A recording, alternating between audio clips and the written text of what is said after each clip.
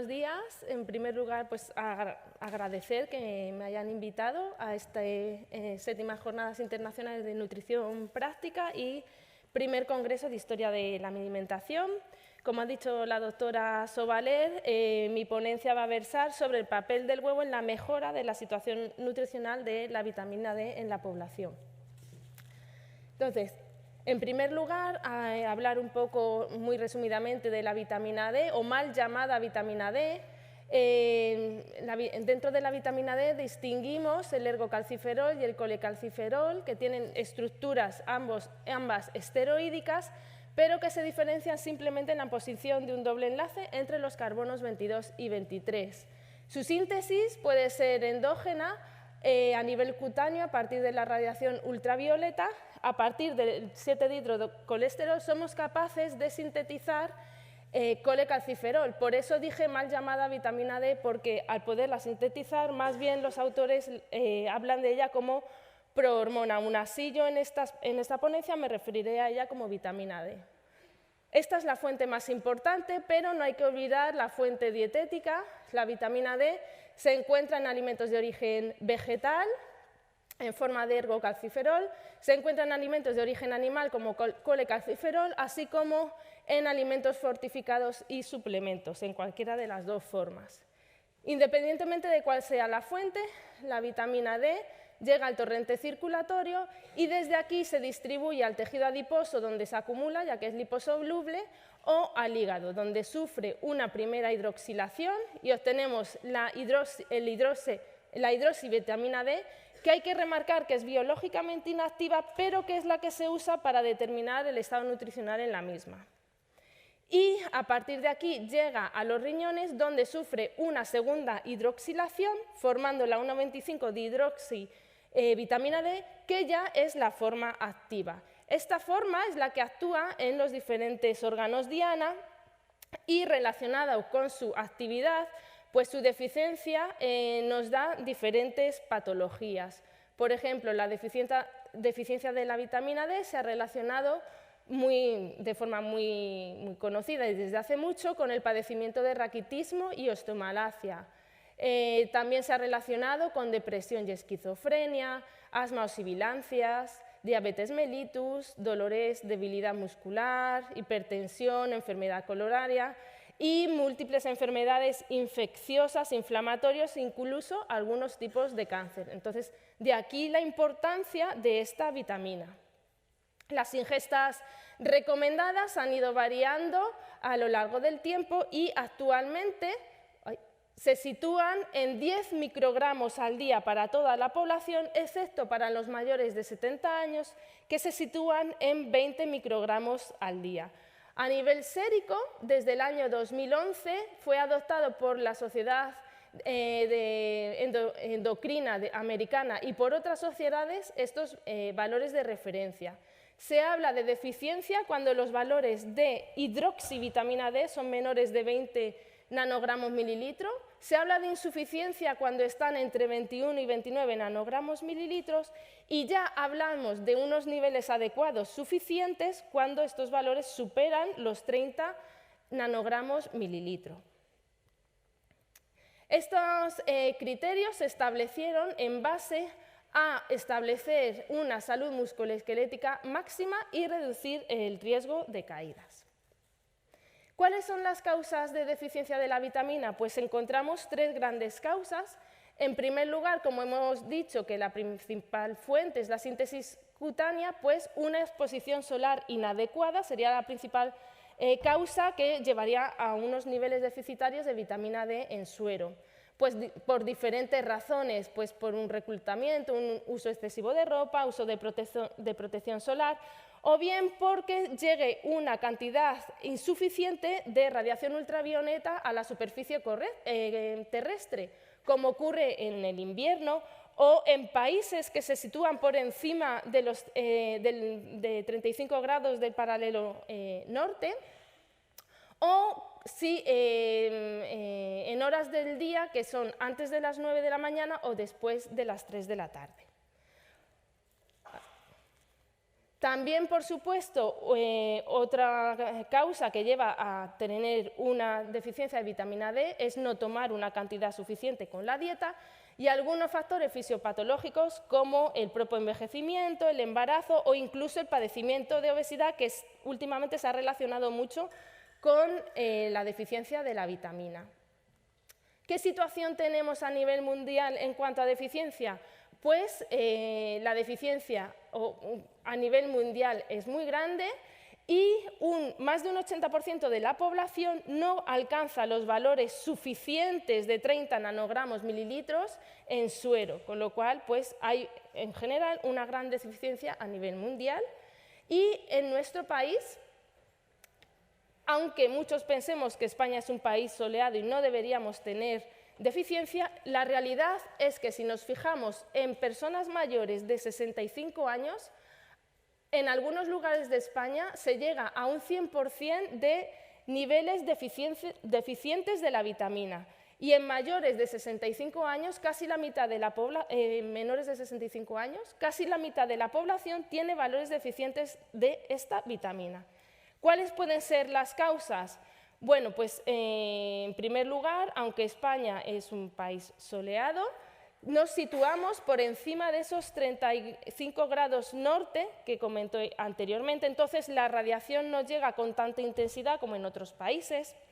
También en verano, que es cuando llega más intensidad, pues no salimos al sol a las horas de máxima radiación, además usamos protección solar. Por otra parte, pues hay un elevado porcentaje de personas con sobrepeso y obesidad, que como ya hemos visto, esto se relaciona con deficiencia de la vitamina. Y, por supuesto, tiene mucho que ver la dieta. La dieta que no aporta, en general, una cantidad adecuada de vitamina D. Aquí les presento datos de 2 estudios realizados en muestras representativas de población española. El primero de ellos es el estudio ENALIA, que se realizó en niños entre 6 meses y 17 años. El segundo de ellos es el estudio ANIVES, que se realizó en población entre 9 y 75 años. En los 2 estudios se vio que la ingesta media de vitamina D quedaba muy lejos de esos 10 microgramos al día recomendados, y en concreto más del 90% de la población no llegaba a ingerir esa cantidad marcada como recomendada. Esta misma situación se vio en el estudio FAMPE, que es un estudio también que a nivel nacional que se hizo que lo hizo nuestro equipo investigador en la Facultad de Farmacia, y se vio la misma situación. La ingesta media de la población no llegaba ni siquiera a la mitad de las ingestas recomendadas marcadas.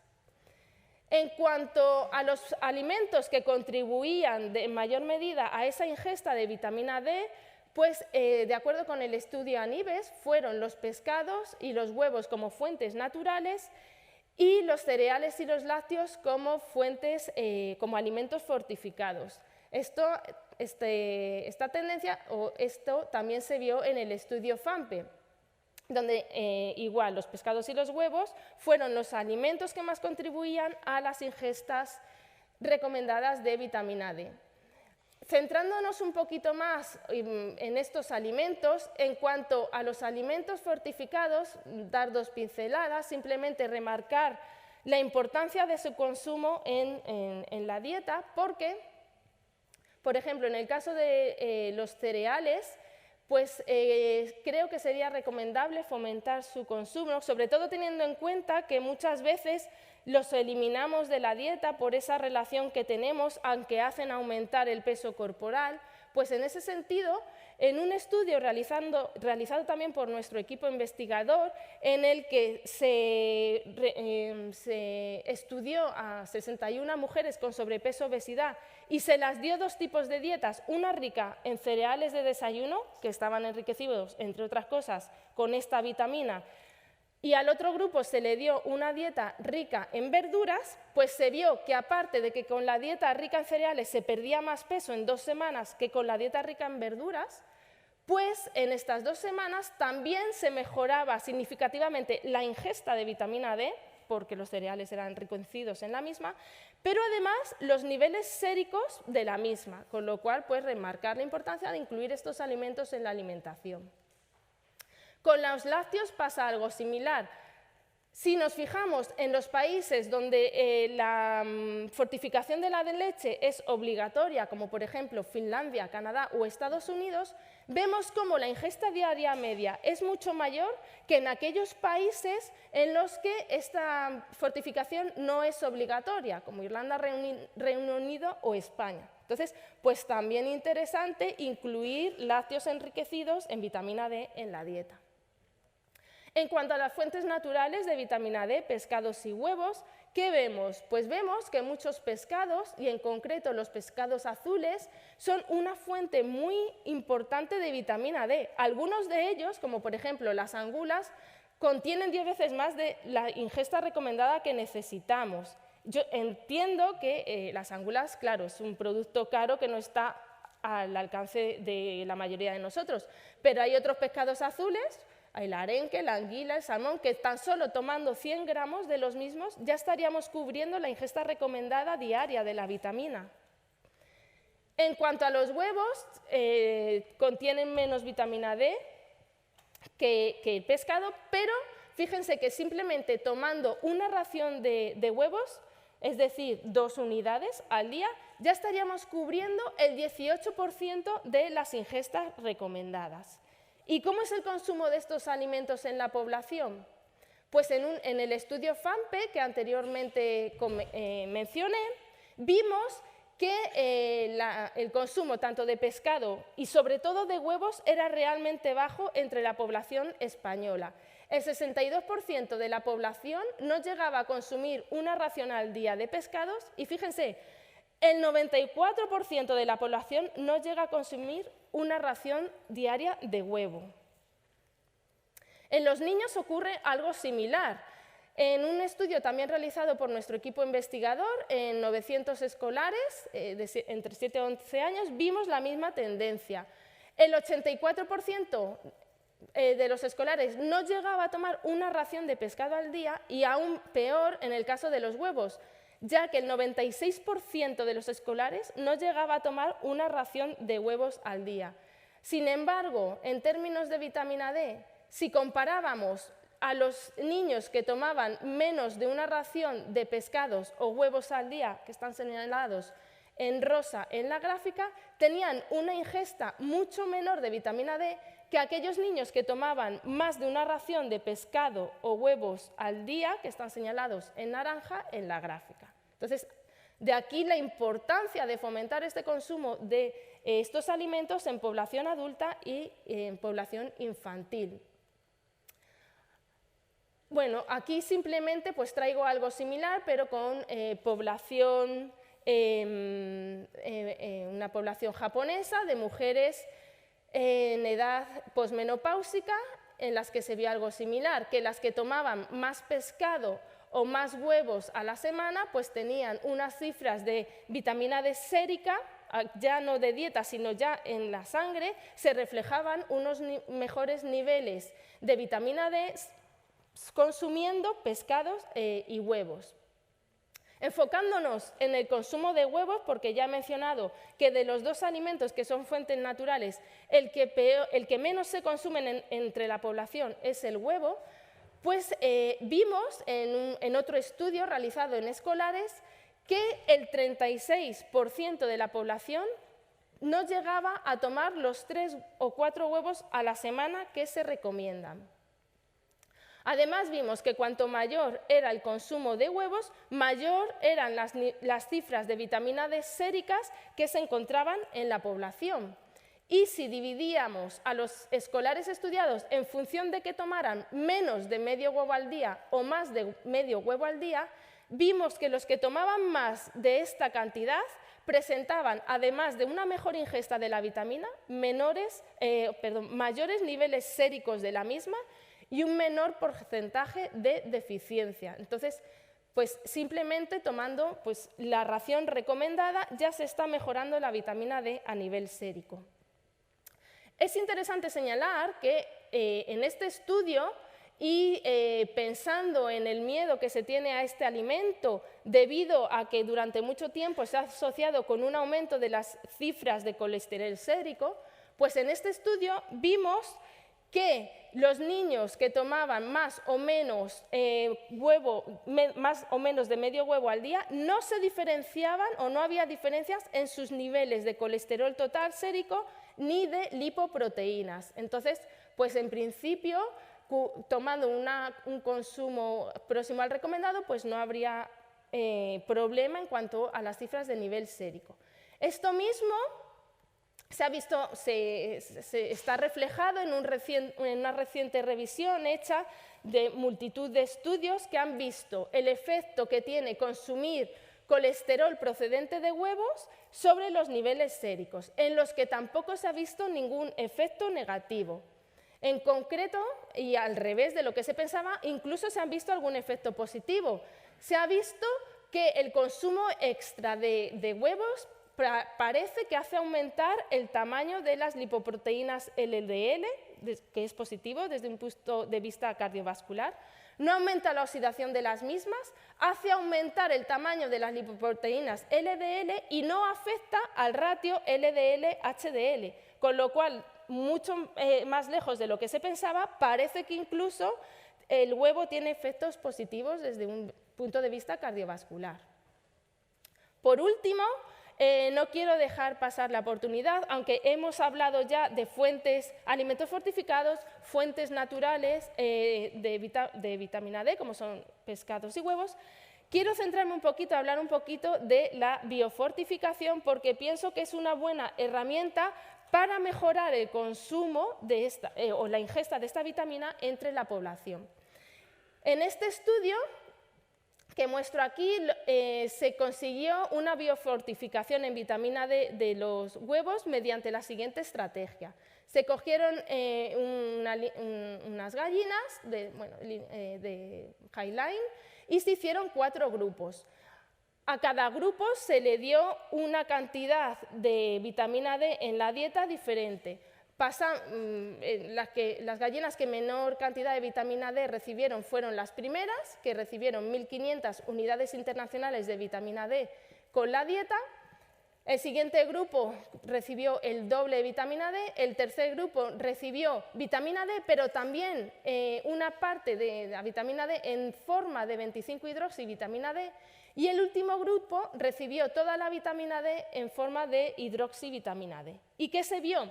Que en los huevos que ponían, pues efectivamente al compararlos con un huevo de una gallina que no tomaba este tipo de alimento fortificado, pues tenían mucho mayor cantidad de vitamina D. El huevo que más contenido en vitamina D tenía era el que procedía de aquellas gallinas que habían tomado en su dieta la vitamina D en forma de 25-hidroxivitamina D. En este huevo, la cantidad de vitamina D que se determinó fue de 5 microgramos por huevo, es decir, la mitad de las ingestas recomendadas que necesitamos. Entonces, simplemente tomando uno de estos huevos al día estaríamos cubriendo la mitad de nuestras ingestas recomendadas. Además, me parece interesante que no se vio alterado ningún parámetro de calidad del huevo y además tenían la ventaja estos huevos de que tenían un mayor poder antioxidante que los huevos de gallinas que no tomaron piensos fortificados. En cuanto a biofortificación, aquí muestro otro estudio que, bueno, se obtuvieron los mismos resultados, pero me parece interesante porque además hicieron un análisis sensorial. Porque, claro, podemos tener huevos con mucha vitamina D, pero que estén alterados o en algún sentido y el consumidor no los acepte. Sin embargo, en este estudio cogieron a un grupo de población y les dieron huevos control y huevos procedentes de estas gallinas, de 2 formas, fritos y cocidos. Y se analizaron varios aspectos de estos huevos, el aspecto, el olor, el sabor, la textura, y se vio que los consumidores aceptaron por igual los huevos convencionales como aquellos que estaban enriquecidos con la vitamina. Punto que también me parece muy positivo, ya que al fin y al cabo estos alimentos tienen que ser consumidos. Si no se consumen, pues poco efecto van a hacer. Y ya para terminar, pues a modo de resumen y conclusión, decir que debido a las características del huevo, como que por ejemplo es un alimento rico en proteínas de alta calidad, que contribuye a producir saciedad, que tiene muchos nutrientes, no solo vitamina D, que además tiene la ventaja de que es barato, fácil de preparar y muy bien aceptado por la población. Y que, por otra parte, al contrario que se pensaba, aumenta la concentración de HDL colesterol, lo que es positivo desde un punto de vista cardiovascular. Pues esto, unido a que, como hemos visto, su consumo contribuye a mejorar la ingesta de vitamina D y la situación nutricional en la misma, pues me parece fundamental promover su consumo entre la población con el fin de prevenir problemas de salud asociados al déficit de vitamina que comenté al principio de la ponencia. Y ya para finalizar, pues darles las gracias por su atención.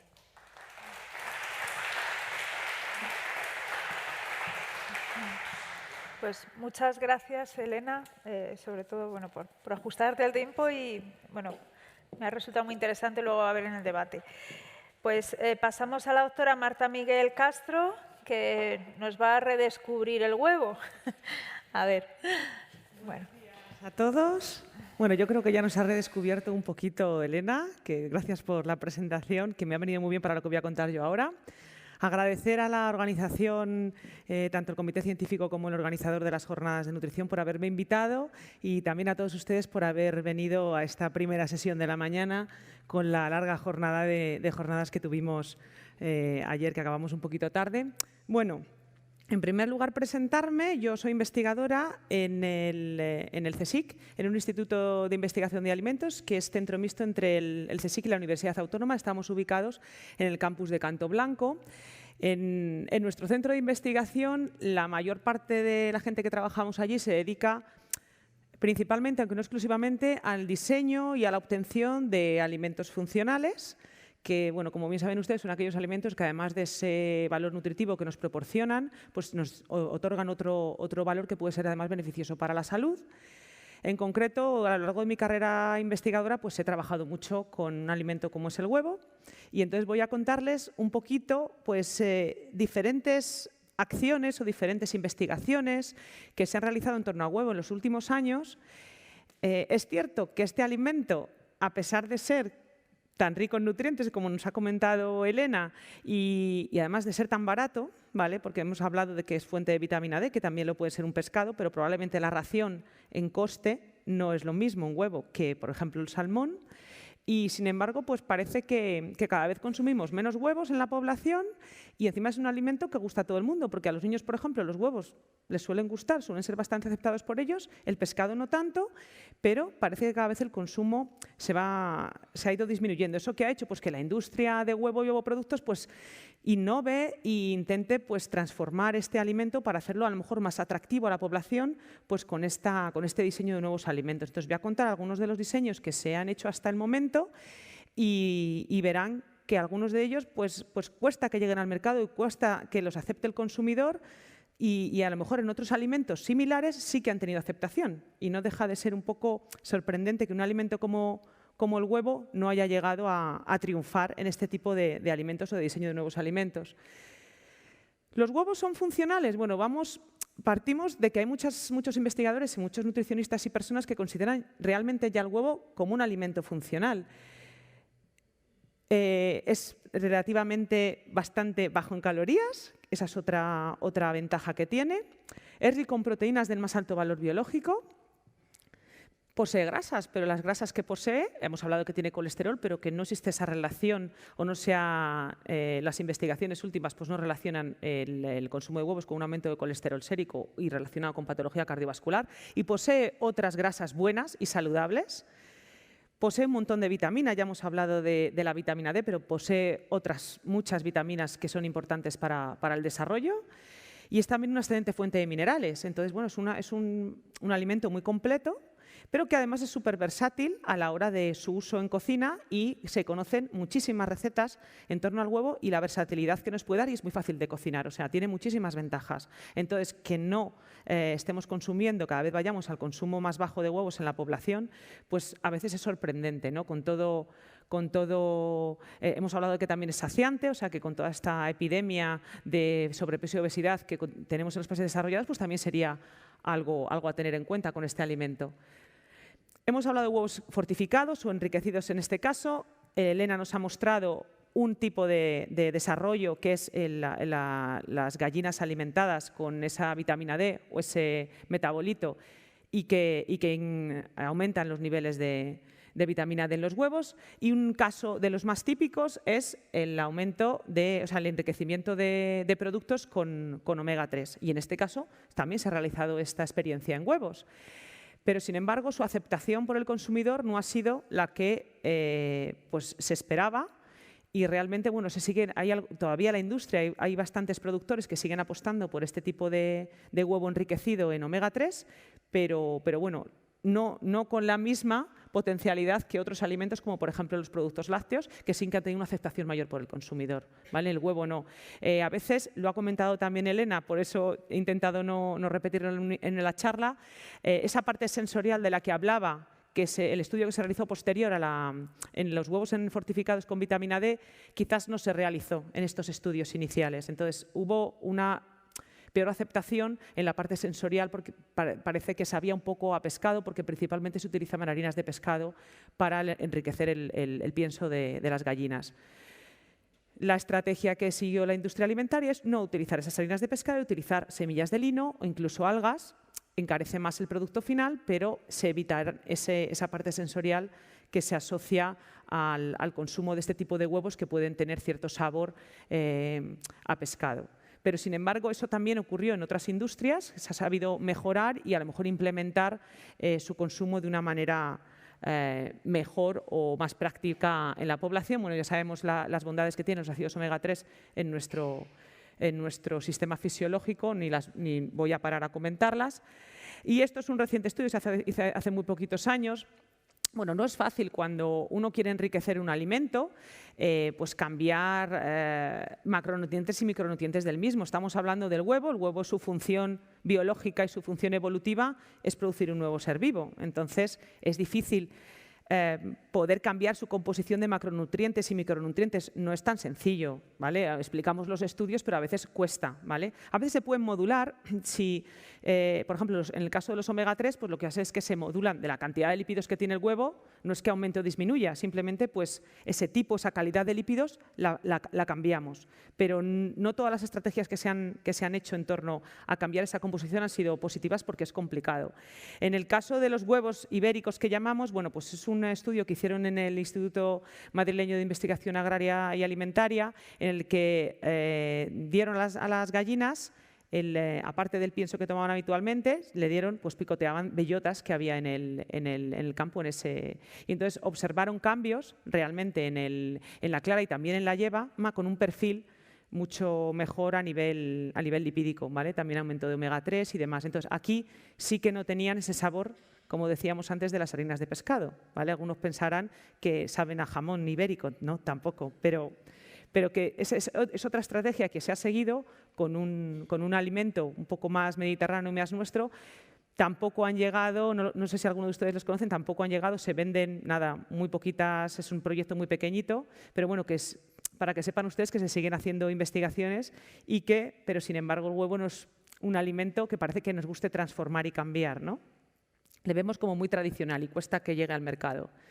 Bueno, ya hemos hablado también de esa no existencia de asociación entre el consumo de huevos y un aumento de colesterol sérico y, por lo tanto, aumento de enfermedad cardiovascular o de aparición de estas enfermedades, pero, sin embargo, y a pesar de que esto ya lo llevamos diciendo muchísimos años, pues aún así hay todavía pues muchas investigaciones que se realizan en torno, bueno, o a retirar o a minimizar el impacto o a buscar huevos que tengan menos colesterol. Entonces, les pongo aquí dos ejemplos. La Universidad de Oviedo no lo hizo con este objetivo, pero sí utilizó las propiedades que tiene los lípidos de la yema para fraccionarlo en diferentes valga la redundancia, fracciones y conseguir, por ejemplo, en este caso les muestro unos biofilms derivados del fraccionamiento de la yema de huevo. Es otra aplicación distinta, no es una aplicación alimentaria directa, pero sí se puede utilizar en alimentación porque son biofilms derivados de un alimento. Y luego los famosos huevos azules, que bueno, pues son modas, ¿no?, que a veces salen en prensa y pensamos, estos huevos azules, pues hay dos versiones de huevos azules hoy en día. Una es la de las gallinas, la raza de gallinas araucanas, que por el depósito de un pigmento, la biliverdina, en la cáscara, pues tienen ese color. Y luego también ha habido algún desarrollo en el que en el pienso de las gallinas se les dan distintos tipos de algas y algunos de los pigmentos también se depositan en la cáscara del huevo y también por eso se llaman huevos azules. No los he puesto, pero bueno, lo comentamos también. Hay los huevos aromatizados, no sé si los conocen también, han salido en prensa. Bueno, como toda la vida se conoce el huevo trufado, le metes una trufa en una caja con huevos y la estructura del huevo es una estructura maravillosa. Cuando uno se pone a estudiar este ingrediente, la verdad es que evolutivamente es muy bueno porque esos poros por los que hay intercambio de gases sirven pues para que entren aromas también. Por eso los huevos trufados existen. Bueno, pues han aprovechado esa bondad de esa característica que tiene la cáscara del huevo para utilizarla en otro tipo de desarrollos con otro tipo de aromas distintos. También existen. Parece que esa vertiente gastronómica en torno al huevo parece que tiene un poquito más de salida, que a veces está tan tecnológica que les estoy mostrando. Bueno, también los llamo huevos hiperinmunes. Esto es una investigación que se hizo en un grupo canadiense hace algunos años, y es utilizar las inmunoglobulinas de la yema para hacer inmunidad pasiva en la descendencia, que se llama.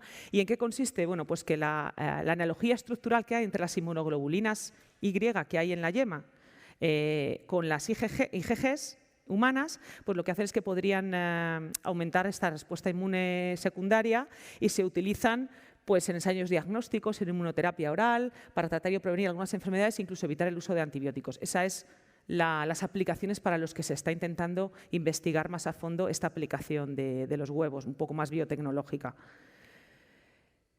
Estos ya pasamos a aplicaciones también gastronómicas, que ya les digo que quizás son las que más fácilmente llegan al consumidor o más aceptación tienen. Este es el caso del huevo a baja temperatura. ¿Quién no conoce con tantos programas de cocina hoy en día cómo se hace un huevo a baja temperatura? No es fácil, a veces la gente dice es muy sencillo, no es sencillo, a veces no sale bien. Y incluso a los cocineros muy importantes y muy reputados. Entonces, hay una empresa española que decidió apostar por esta tecnología culinaria y lo que hizo fue hacer un desarrollo para que siempre salga bien. Entonces, tienes en cuenta el peso del huevo, el día de la puesta, el tamaño, muchas cosas hay que controlar para homogeneizar ese proceso y que salga bien. Entonces, se pueden comprar, es un huevo que ya está cocinado por dentro. ¿Vale? Entonces tú lo puedes atemperar un poquito o frío y lo abres y ya está cocinado. Entonces es una cosa muy versátil, pues hoy en día que cocinamos menos y que tenemos tantas prisas a la hora de nuestras comidas y te puedes tomar un alimento tan bueno, tan barato y sin grasas, sin una cantidad de grasas saturadas enorme, que encima nos sacia bastante y de una forma rápida. Entonces, si no conocían este desarrollo, que sepan es de una empresa española. Luego tenemos el huevo hidrolizado. Esto es uno de los desarrollos científicos que realizamos en mi grupo de investigación. Algunos de ustedes ya me habrán oído hablar en sesiones en este congreso o en otros congresos sobre este desarrollo.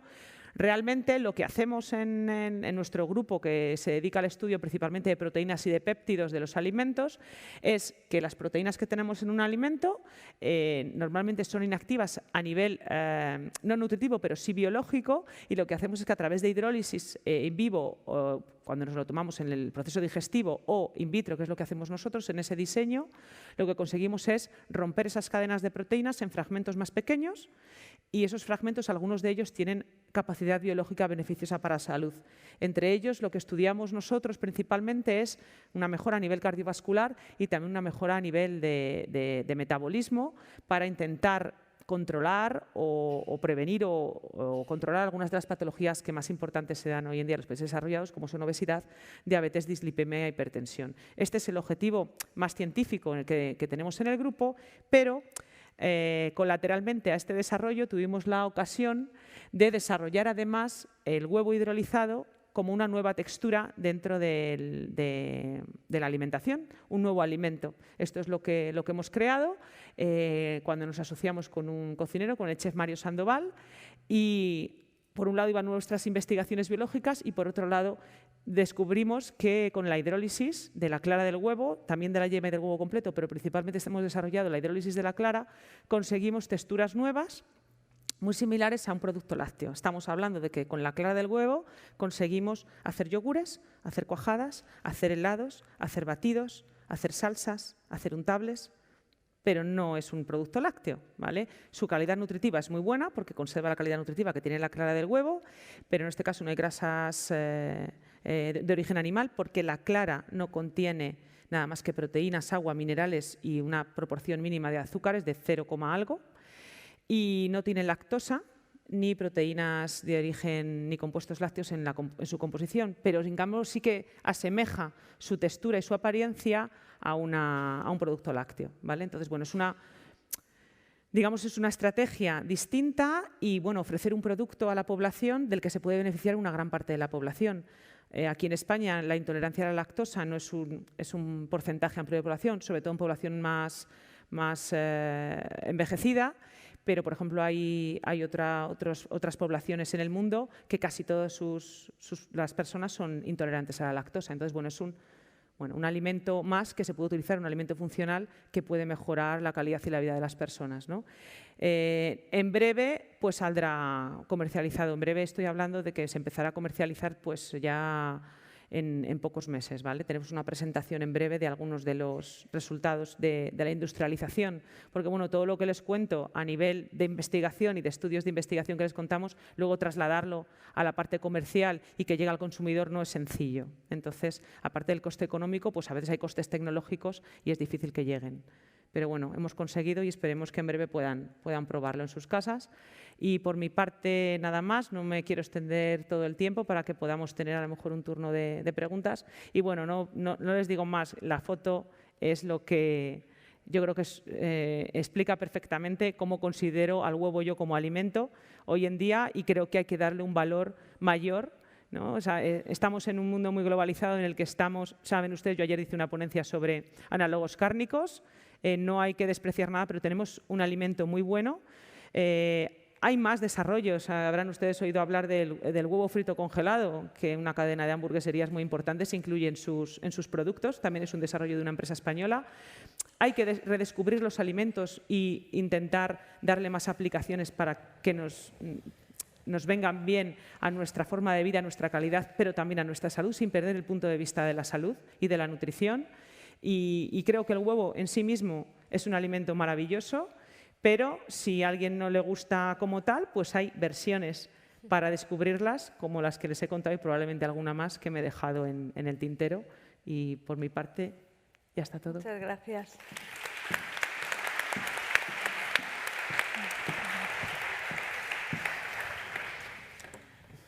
Bueno, pues muchas gracias a las dos por esta interesantísima punto de vista, ¿no? De este alimento que es tan antiguo, pero que a veces nos lo contáis y nos parece un alimento nuevo, ¿no? Es decir, ¿dónde he estado yo? ¿Qué ha pasado con el huevo? Que no me he enterado de todo esto que ha pasado alrededor de él. Bueno, tenemos unos minutos para preguntas. No sé si hay, creo que sí, hay allí alguna pregunta.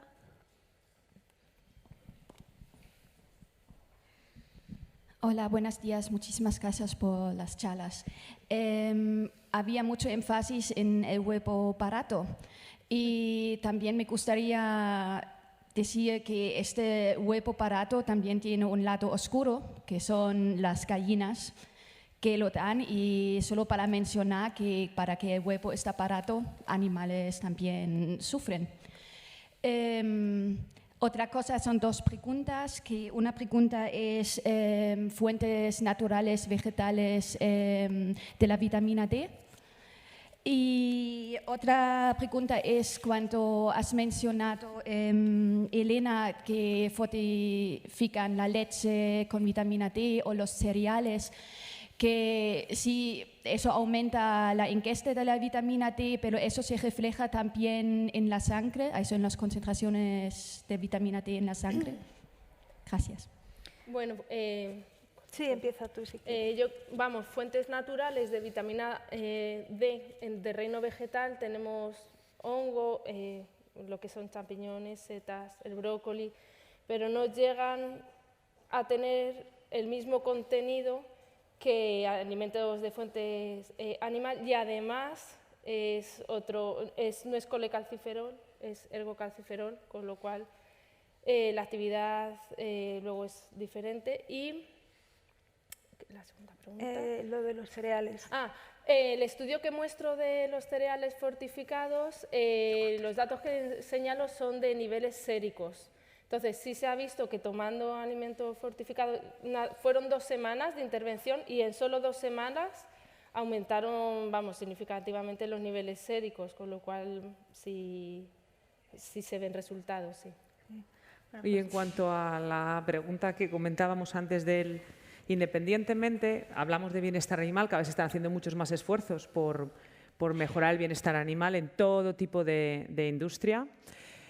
Independientemente de eso, si nos pasamos a un huevo campero, ¿vale? Un huevo ecológico incluso, la ración es de 2 huevos. Aunque si lo dividimos por lo que cuestan, no creo que haya una fuente de proteína que sea tan barata como esa y de tanta calidad. O sea, no me voy a meter en el tema bienestar, no soy experta ni muchísimo menos. Si hablo con productores y me cuentan pues también a veces las dificultades de los otros desarrollos con los animales y que hay más mortalidad, por ejemplo, en unos huevos camperos hay una mortalidad a lo mejor de un 10% en la gallina y en los de huevos en jaulas menor al 1%. Entonces, bueno, que se mueran o que sufran, también ahí hay una controversia ética, ¿no? Pero yo ahí no me meto. Yo lo único que digo es que, aunque sea campero, una ración de 2 huevos, dividan ustedes el precio y entonces, pues, quiero decir que con lo barata que es esa fuente de proteína, lo rica que está y lo que nos puede aportar, pues que vayamos a otro tipo de fuentes proteicas que también son válidas y muy buenas, pero que no tengamos falta de proteína de calidad teniendo el huevo y con toda su versatilidad gastronómica. Yo, si me permitís, yo simplemente añadir, aunque es verdad que no es el tema de la mesa, pero en temas de sostenibilidad y de bienestar, yo creo que se están haciendo muchas cosas en España a nivel legislativo, que ya está muy controlado, por supuesto, pues, por lo menos en las empresas, en las grandes empresas, está muy controlado.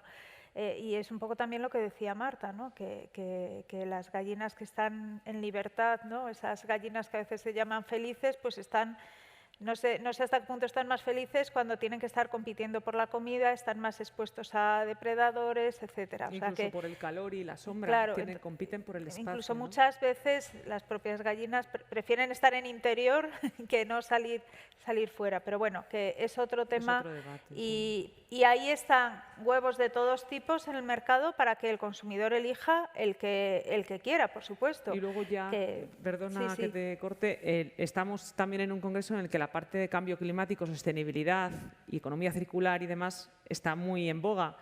Y la huella de carbono de la industria avícola es infinitamente más pequeña que la de otras proteínas animales. Entonces, bueno, también es una cosa en valor que puede tener. Vamos, no somos de la industria, ninguna de nosotras, pero son cosas que al final uno lee, ¿no? Y es importante que la gente lo sepa. Vale. Muy bien. ¿Alguna otra pregunta? Mira, por allí. Allí y allí. Allí, bueno, no sé dónde está la persona que lleva el micrófono. Aquí hay preguntas y hay otra allí. Buenos días. Respecto a los hidrolizados de la clara de huevo, a nivel de alergias de la proteína de huevo, ¿se llega a evitar eso o todavía no? No son no alergénicos. Sí es verdad que hemos hecho algunos estudios y son hipoalergénicos, tienen menos alergenicidad que lo que es la clara de huevo completa, porque la proteína está rota, pero no son no alergénicos. Todavía algunos epítopos de la proteína se unen. Sí es verdad que algunos profesionales del área de la alergología, de algunos hospitales con los que colaboramos, sí que nos han pedido, pues a lo mejor que para la inducción de tolerancia, en las pruebas de tolerancia en niños, sobre todo, que a lo mejor puede ser interesante utilizar los hidrolizados que tenemos. Bueno, en ello estamos, colaborando con ellos a ver si hay alguna fórmula también que pueda ser beneficiosa para mejorar las alergias al huevo. Solo dos preguntas. Bueno, Es que hay otra persona esperando. A ver. Y sobre la propiedad emulgente de estos hidrolizados, ¿es la misma o superior, inferior? Superior a la clara normal. Sí. Es muy superior. Sí. Y la última, respecto a la comparación nutricional de los huevos procedentes de lo que hemos hablado antes, de las camperas ecológicas, ¿hay un estudio serio en cuanto a con una misma alimentación, pero con los diferentes estreses que tienen, los diferentes que están estresadas las gallinas en una jaula y todo esto, a nivel de la composición nutricional de las mismas, ¿es lo mismo o no? ¿Hay algún estudio de esto? Yo no lo conozco. Sí, o sea, hay un estudio que ahora mismo, bueno, si tiene interés en la bibliografía se lo podríamos facilitar. Hay un estudio realizado ya hace unos años sobre la composición nutricional de huevos en diferentes sistemas de producción, mandado a los huevos a analizar a diferentes laboratorios, que demuestra que la variabilidad de los datos es más debida a dónde se analiza el huevo que el sistema de producción. Por lo tanto, un poco ese trabajo yo creo que invalida quizás algunos estudios en los que se compara la composición del huevo en función de un sistema o de otro, porque muchas veces depende del laboratorio donde se haga. Lo que quiero decir es que todavía queda mucho para investigar, que hay que hacer estudios muy rigurosos. No en todos los estudios está bien controlada la alimentación de la gallina. Las gallinas camperas tienen libertad para salir a comer o decidir comer pienso, o sea, eso es muy difícil de controlar, pero bueno, sí que yo creo que sí que sería interesante que existiera ese estudio bien realizado. Y en cualquier caso creo que la diferencia nutricional que puede haber de unos huevos a otros, aunque sea significativa, es un alimento que es tan difícil de modificar, que lo ha dicho Marta, es un alimento que es que su función es dar lugar a un ser vivo. No podemos estar manipulando fácilmente diciendo ahora le meto más proteína, ahora le voy a quitar la grasa, porque ese huevo perdería su función biológica. Entonces, es tan difícil de modificar que creo que por muchas modificaciones o diferencias que hubiera en esas gallinas, serían irrelevantes las diferencias nutricionales, ¿no? Sí, creo, es mi opinión. Sí, hemos explicado aquí algunos desarrollos, pero hay muchos estudios y muchos desarrollos que se han hecho modificando la alimentación de la gallina, y muchos de ellos modifican a la gallina, pero no al huevo. Claro. Y en el estudio que muestro yo de biofortificación decían que al dar el pienso fortificado a las gallinas aumentaba la cantidad de vitamina D en el huevo, pero hasta un cierto nivel, y luego ya se mantenían los niveles y no se conseguía aumentar aún más. O sea, quiero decir que es que también el huevo regula, por así decirlo, el contenido de los nutrientes, que por mucho que uno quiera modificar, es que no se consigue superar cierto nivel. Entonces... Y también en el caso de... Bueno, además estamos hablando además de calidad nutritiva. Ese estudio que sugiere no existe como tal, sería genial. Ahora, los estudios que hay hoy en día, rigurosos, no demuestran todavía que en cuanto a la calidad nutritiva haya diferencias. Alguno ha salido últimamente sobre el aspecto sensorial, tampoco los sensoriales, ¿vale? Porque hay que hacerlo, el sensorial hay que hacerlo también muy bien. A veces la gente dice, no, a mí me saben mucho mejor los huevos camperos ecológicos, o cuando uno se va a un pueblo, los que le ponen cuando está de vacaciones en un pueblo de Asturias. Perfecto, pero es que la connotación en un análisis sensorial no es la misma. Entonces, se tienen en cuenta otras partes subjetivas. Hoy por hoy, no existen estudios que digan que hay diferencias nutricionales. A lo mejor dentro de 3 años hay alguna tecnología o algún estudio que demuestre que sí. Tenemos una última pregunta por allí para que no meternos en... Nos quedan unos minutos. Bueno, quiero hacer una pregunta a Elena respecto al estatus de vitamina D. ¿La medisteis por inmunoensayo o los estudios que lo has visto es por inmunoensayo? En los estudios que nosotros hemos hecho se ha medido por RIA, sí.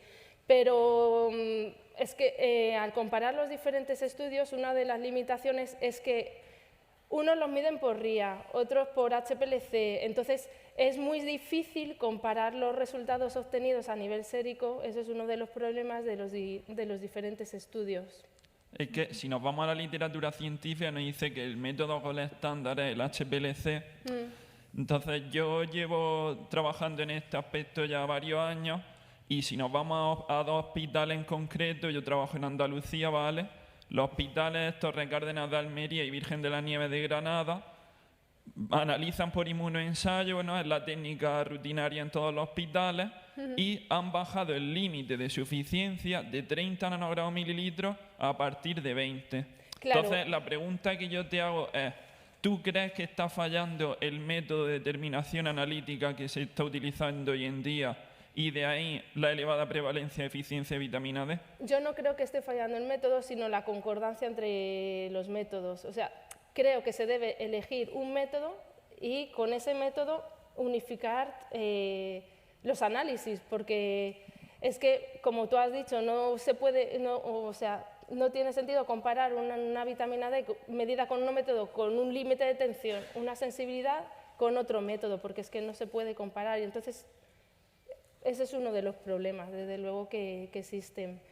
Pero independientemente de que el límite para definir deficiencia sea 20 o 30, es que incluso se han visto personas con menos de 15 nanogramos mililitro, que es que te va a saltar deficiencia con cualquiera de los métodos. Muchas gracias. Bueno, pues yo creo que vamos muy bien de tiempo, justo la hora a la que teníamos que terminar.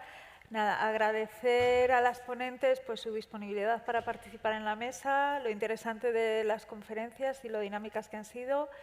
Agradecer al público también la intervención en la sesión de preguntas, que han sido muy interesantes y muy oportunas. Y nada, muchas gracias a todos por su atención.